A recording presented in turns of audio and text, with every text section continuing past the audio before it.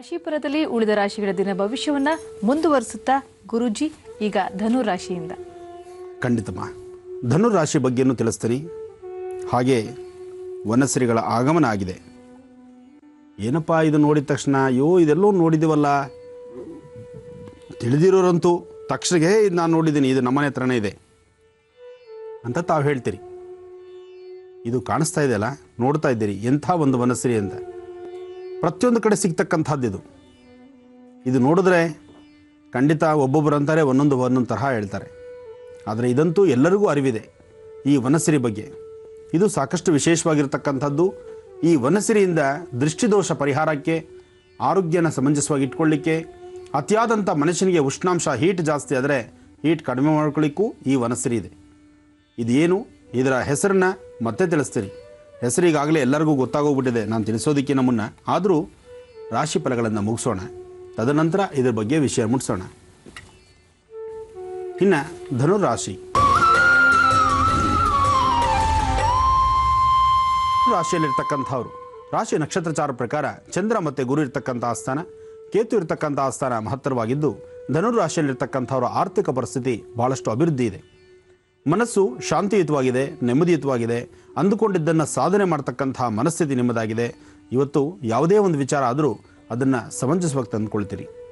ಜೊತೆಗೆ ಇವತ್ತಿನ ದಿವಸ ನೀವು ಮಾಡಬೇಕಾದ ಪ್ರತಿಯೊಂದು ಕೆಲಸಗಳಲ್ಲೂ ಒಂದಿಷ್ಟು ಯಶಸ್ಸನ್ನು ತಂದುಕೊಳ್ಳುವಂಥ ಮತ್ತು ಸಾಕಷ್ಟು ಲಾಭ ನೋಡುವಂತಹ ದಿನ ಇವತ್ತಾಗಿರುತ್ತೆ. ಧನುರಾಶಿಯಲ್ಲಿರ್ತಕ್ಕಂಥವ್ರು ಯಾರೊಬ್ಬರ ಮಾತು ಕೇಳಿದಿರ ನಿಮ್ಮಷ್ಟೇ ನಿಮ್ಮ ಜ್ಞಾನಕ್ಕೆ ತಕ್ಕಂತೆ ನಿಮ್ಮ ವೃತ್ತಿ ಧರ್ಮವನ್ನು, ನಿಮ್ಮ ಕೆಲಸ ಕಾರ್ಯವನ್ನು ಮಾಡ್ತಾ ಜವಾಬ್ದಾರಿಯುತವಾಗಿ ನಡೀರಿ, ಖಂಡಿತ ಲಾಭವನ್ನೇ ಕಾಣ್ತೀರಿ. ಅಷ್ಟೇ ಅಲ್ಲ, ಧನುರಾಶಿಯವರು ಸಾಧ್ಯವಾದರೆ 11 ಗಂಟೆಯಿಂದ 1 ಗಂಟೆ ಒಳಗೆ ಒಂದಿಷ್ಟು ಸಿಹಿನ ಏನಾದ್ರು ತಂದುಕೊಂಡು ಆ ಸಿಹಿನ ಒಂದು 4 ಜನಕ್ಕೆ ಹಂಚಿ ನಂತರ ನೀವೊಂಚೂರು ಸಿಹಿ ತಿನ್ನೋದ್ರಿಂದ ಇವತ್ತಿನ ದಿನ ಮತ್ತಷ್ಟು ಲಾಭದಾಯಕವಾಗಿರುತ್ತೆ. ಇನ್ನು ಮಕರ ರಾಶಿ, ಮಕರ ರಾಶಿಯಲ್ಲಿರ್ತಕ್ಕಂಥವ್ರು, ಮಕರ ರಾಶಿಗೆ ರಾಶ್ಯಾಧಿಪತಿ ಶನಿ. ಆದರೆ ನಿಮ್ಮ ಕೆಲಸಗಳಲ್ಲಿ ಮಂದಗತಿಯಲ್ಲಿ ಸಾಕ್ತಕ್ಕಂಥ ಕೆಲಸಕ್ಕೂ ಒಂದಿಷ್ಟು ಲಾಭ ಕಾಣ್ತಕ್ಕಂಥ ದಿನ ಇವತ್ತಾಗುತ್ತೆ. ಮಕರ ರಾಶಿಯಲ್ಲಿರ್ತಕ್ಕಂಥವ್ರು ನಿಮ್ಮ ಕೆಲಸಗಳನ್ನು ಅದೇ ಒಂದು ವಿಶೇಷವಾಗಿ ಸಿದ್ಧಿಸ್ಕೋಬೇಕಾದ್ರೆ ಅಥವಾ ನೀವು ಮಾಡ್ತಾ ಇರ್ತಕ್ಕಂತಹ ನಿಮ್ಮ ವೃತ್ತಿ ಧರ್ಮದಲ್ಲಿ ಮತ್ತಷ್ಟು ಏಳಿಗೆಯನ್ನು ನೀವು ಕಾಣಬೇಕಾದ್ರೆ ಇವತ್ತಿನ ದಿವಸ ನೀವು ಮಾಡಬೇಕಾಗಿರ್ತಕ್ಕಂಥದ್ದು ಲಕ್ಷ್ಮೀನಾರಾಯಣ ಅಥವಾ ಲಕ್ಷ್ಮೀ ವೆಂಕಟೇಶ್ವರನ ಅನುಗ್ರಹ ಬೇಕು. ಲಕ್ಷ್ಮೀ ವೆಂಕಟೇಶ್ವರನ ಅನುಗ್ರಹಕ್ಕಾಗಿ ಶ್ರೀನಿವಾಸನ ಪ್ರಾರ್ಥನೆ ಮಾಡ್ತಕ್ಕಂಥದ್ದು, ಮಹಾವಿಷ್ಣು ಆಲಯಕ್ಕೆ ತುಳಸಿಯಿಂದ ಅರ್ಚನೆ ಮಾಡಿಸ್ತಕ್ಕಂಥದ್ದು, ಸಾಧ್ಯವಾದರೆ ನಿಮ್ಮ ಮನೆಯಲ್ಲಿರ್ತಕ್ಕಂಥ ಶ್ರೀನಿವಾಸ ಅಥವಾ ಮಹಾವಿಷ್ಣುವಿನ ಫೋಟೋಗೆ 1-2 ತುಳಸಿ ದಳವನ್ನಿಟ್ಟು ಪ್ರಾರ್ಥನೆ ಮಾಡಿ. ಜೊತೆಗೆ ಮನೆಯಿಂದ ಆಚೆ ಹೊರಡುವ ಕಾಲದಲ್ಲಿ 1 ಚಿಟಿಕೆ ಅರಶಿನ ನೀರಲ್ಲಿ ಹಾಕಿ ಆ ಅರಶಿನದ ನೀರನ್ನ ದೃಷ್ಟಿ ತೆಗೆದು ಹಸಿರು ಗಿಡದ ಮೇಲೆ ಹಾಕಿ ನಂತರ ಆಚೆ ಹೊರಡೋದ್ರಿಂದ ಮತ್ತಷ್ಟು ಕಾರ್ಯಸಿದ್ಧಿ. ಒಳ್ಳೆಯದಾಗಲಿ. ಇನ್ನು ಕುಂಭರಾಶಿ,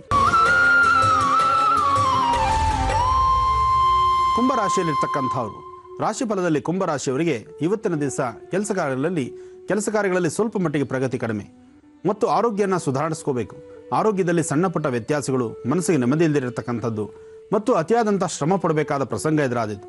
ಹಣಕಾಸಿನ ವಿಚಾರದಲ್ಲೂ ಬಹಳ ಜೋಪಾನ, ಅತಿಯಾದಂಥ ಖರ್ಚು ಮತ್ತು ಇವತ್ತಿನ ಕೆಲಸಗಳಲ್ಲಿ ಸ್ವಲ್ಪ ಅಡ್ಡಿ ಆತಂಕ. ಆದರೆ ಒಂದಂತೂ ಸತ್ಯ, ದೇವತಾ ದರ್ಶನ, ದೇವತಾರಾಧನೆ ಬಹಳಷ್ಟು ವಿಶೇಷವಾಗಿರ್ತಕ್ಕಂಥದ್ದು. ನಿಮ್ಮ ಸ್ಥಾನಮಾನಕ್ಕೆ ಸಂಬಂಧಪಟ್ಟಂಗೆ ಸಾಕಷ್ಟು ಲಾಭವನ್ನು ಕಾಣತಕ್ಕಂಥ ಈ ಶುಭ ದಿನ.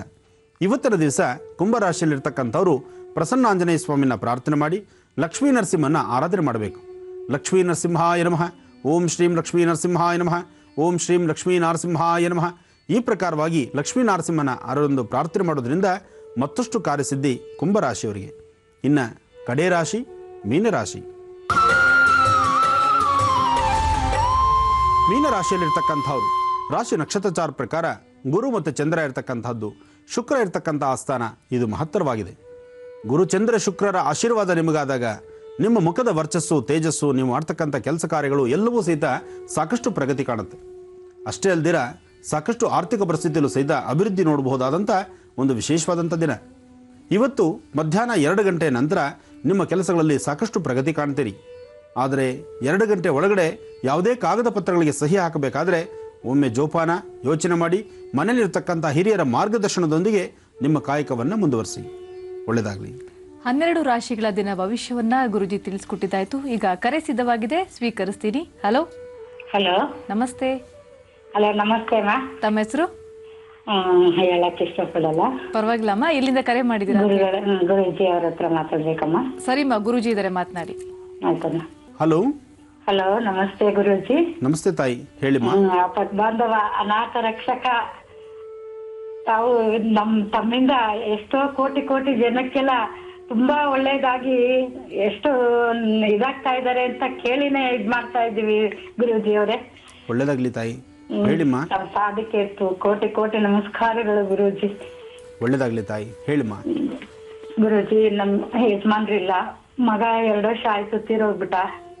ಅಯ್ಯೋ. ಒಬ್ಬ ಮಗಳು ಹ್ಯಾಂಡಿಕ್ಯಾಪ್ ಮಗಳು. ಏನಮ್ಮ ತುಂಬಾ ಸಮಸ್ಯೆ ಮನೆ ಸೆರಮಾಲೆ? ಕಡೆ ತುಂಬಾ ತೊಂದ್ರೆ ಇದೆ ಗುರೂಜಿ. ಈಗ ಮತ್ತೆ ನಿಮ್ಮ ಸಂಸಾರ ತೂಗ್ಸೋರಾದ್ರೂ ಯಾರು ತಾಯಿ? ಯಾರು ಇಲ್ಲ ಗುರೂಜಿ.